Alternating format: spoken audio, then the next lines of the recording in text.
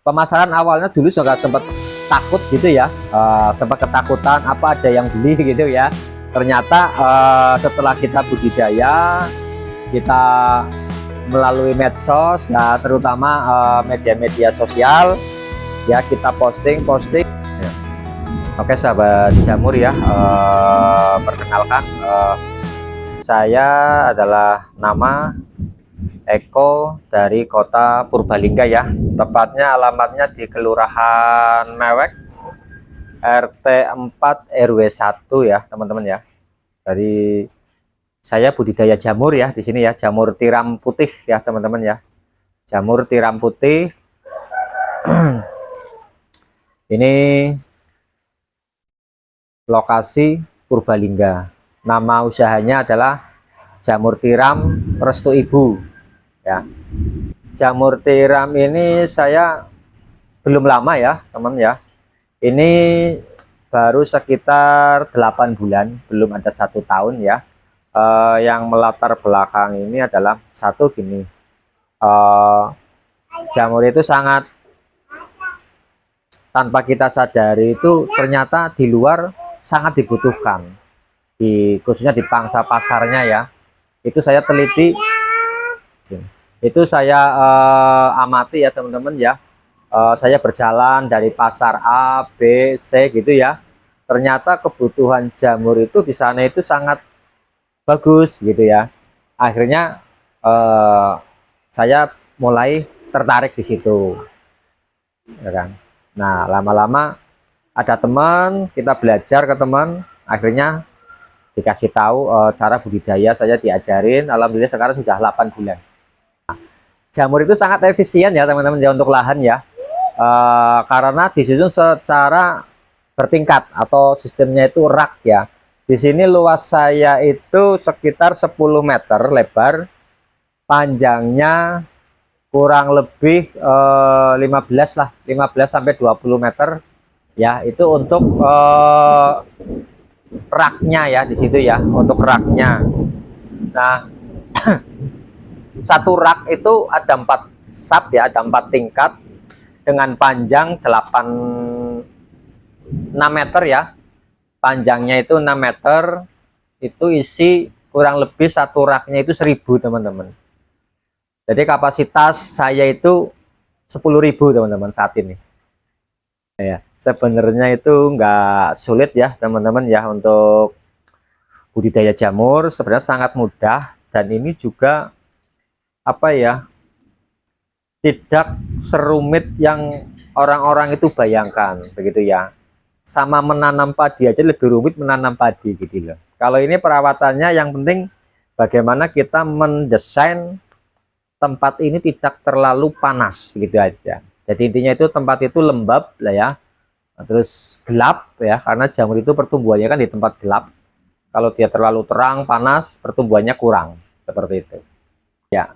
Kebetulan untuk awal saya itu backlognya adalah membeli ya teman-teman ya, membeli backlog yang sudah jadi dengan jumlah 2000. Itu dulu saya sama temen dikasih harga 2.500 per backlog. Jadi itu awalnya saya mencoba budidaya jamur, tapi setelah itu saya memproduksi sendiri untuk backlognya, karena kita belajar, karena punya gambaran jamur itu bagus gitu ya untuk pertumbuhan ekonomi, karena sangat dibutuhkan untuk masyarakat. Jadi di situ apa ya, sangat menjanjikan teman-teman ya, sangat menjanjikan seperti itu. Oh kalau standar luasnya nggak ada lah ya, nggak ada. Yang jelas satu, bagaimana kita memanfaatkan lahan itu semaksimal mungkin, gitu aja. Kondisi yang seperti apa, lingkungan yang biar jamur itu tumbuh sehat. Jamur sehat ya. Harus lembab mas. Jadi kondisinya itu satu, dia suasananya itu lembab ya, lembab, gelap ya. Kenapa harus gelap ya? Karena spora itu kan tumbuhnya tempat gelap. Kalau dia terang itu dia malu-malu lah ya, bilang itu kurang pertumbuhannya, seperti itu. Ya, halo sahabat jamur semua ya. Ini saya akan melakukan membuang sebagian backlog yang keras ya, ini teman-teman ya. Ini keras ya.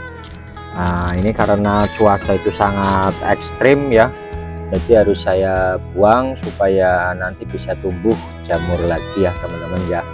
Teknik ini benar atau salah, tapi ini yang saya alami ya teman-teman ya.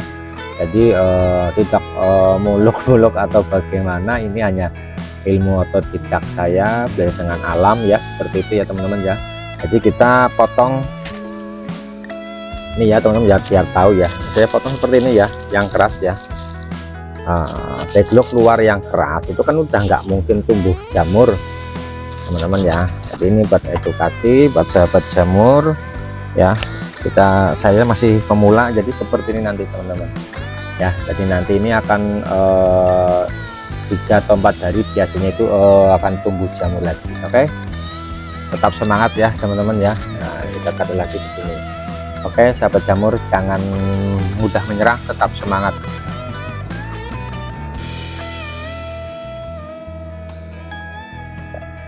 Untuk material ya teman-teman ya, untuk materialnya itu cuma 3 komoditi sebenarnya ya. Satu adalah serbuk kayu atau gergaji kayu ya, yang basah terutama ya, itu serbuk kayu. Kedua adalah pekatul ya, atau dedek gitu ya. Nah yang ketiga itu adalah kapur dolomit ya teman ya, untuk sebagai zat pengurainya ya. Untuk pekatulnya sebagai kandungan proteinnya untuk pertumbuhannya. Jadi cuma 3 komoditi aja teman-teman ya. Perawatan itu sebenarnya penyesuaian terhadap kita mendirikan sebuah usaha itu di mana gitu ya. Kalau di tempat saya ini memang kategori suhunya panas ya di sini ya. Purbalingga itu panas. Jadi perawatannya saya setiap hari adalah saya siram ya kan, semprot dengan pengembunan. Itu saya biasanya itu 3 kali ya.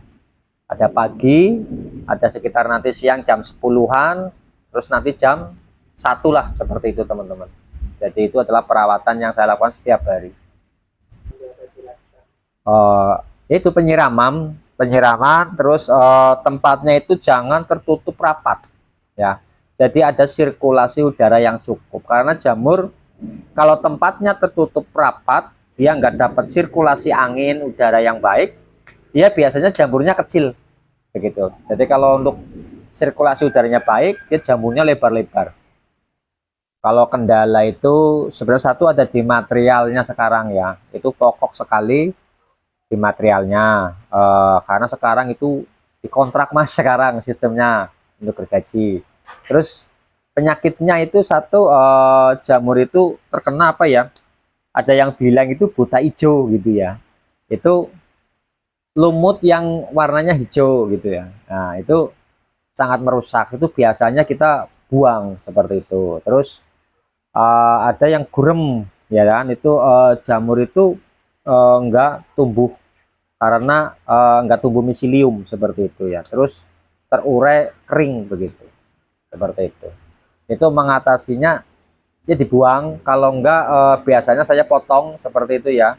Terus kita untuk tempatnya ya, untuk tempat itu biasanya kita seminggu 2 kali kita semprot menggunakan lanet begitu loh. Kita semprot menggunakan lanet supaya tetap terjaga sterilisasinya. Backlog ini ada yang bilang 4 kali, tapi saya bilang ini lebih gitu loh ya kan, lebih. Tinggal bagaimana kita perawatan terhadap backlog itu. Kalau panennya itu saya setiap hari, karena dari 10.000 backlog itu kan tumbuhnya nggak bersamaan. Jadi setiap hari itu kita panen, nggak pernah nggak panen. Setiap hari itu panen, entah itu dapatnya berapa kilo gitu ya kan, seperti itu. Setiap hari panen, naik turun ya. Cuma kalau di rata-rata itu seperti bulan kemarin ya, itu perharinya itu target ketemu di angka 12,5 kilo per hari untuk kapasitas 10.000 kemarin begitu loh. Jadi bagus lah angka segitu gitu. Pemasaran awalnya dulu juga sempat takut gitu ya, sempat ketakutan apa ada yang beli gitu ya. Ternyata setelah kita budidaya, kita melalui medsos ya, terutama media-media sosial ya, kita posting, alhamdulillah sekarang punya pelanggan. Jadi pelanggannya itu lewat media sosial. Di samping kita datang ke pasar begitu ya, menawarkan barang kita ke pasar, dan sekarang itu kita sudah punya langganan seperti itu. Iya, memang kita itu sudah beberapa kali mengolah menjadi jamur crispy ya kan, jadi sate gitu, sate jamur.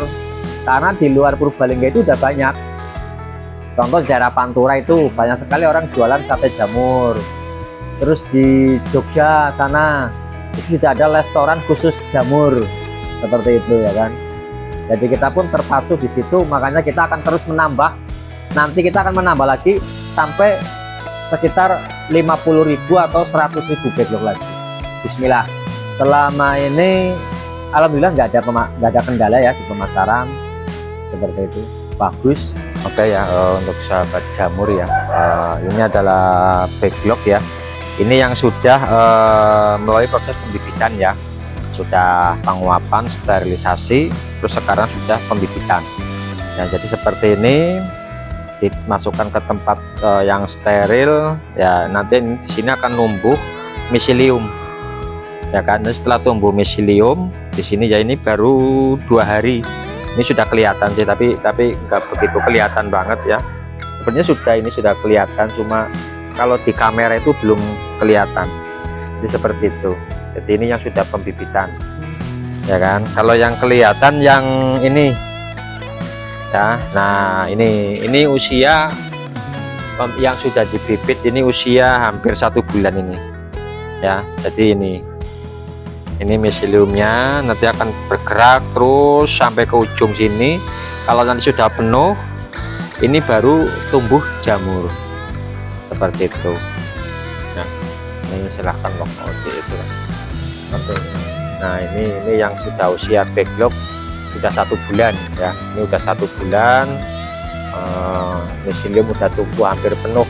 Ini mungkin 2 minggu lagi udah tumbuh seperti itu, udah tumbuh jamur 1-2 minggu lah, nggak nyampe 2 minggu udah tumbuh jamur.